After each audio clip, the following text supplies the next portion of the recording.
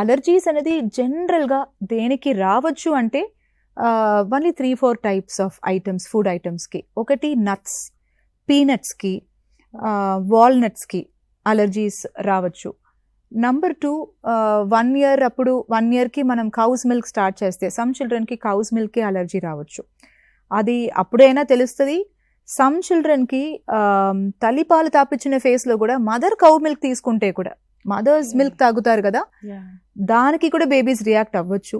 And that's relatively not very common condition. But ఇది మనం suspect చేసినా మాత్రం ఏం చేస్తామంటే మదర్స్కి కౌస్ మిల్క్ రెస్ట్రిక్షన్ చెప్తాం. This is one allergy. Then some children have eggs allergy. So egg ఎప్పుడు ఇంట్రడ్యూస్ చేస్తాం? Usually around 9 months. ఈ సాలిడ్ ఫీడింగ్, కొంచెం సీరియల్ అవన్నీ ఎస్టాబ్లిష్ అయ్యాక అరౌండ్ 9 months నుంచి egg white and egg yellow introduce చేయొచ్చు అంటాము. Some children can have egg allergies. And sea food, fish and sea food allergies ఉండొచ్చు.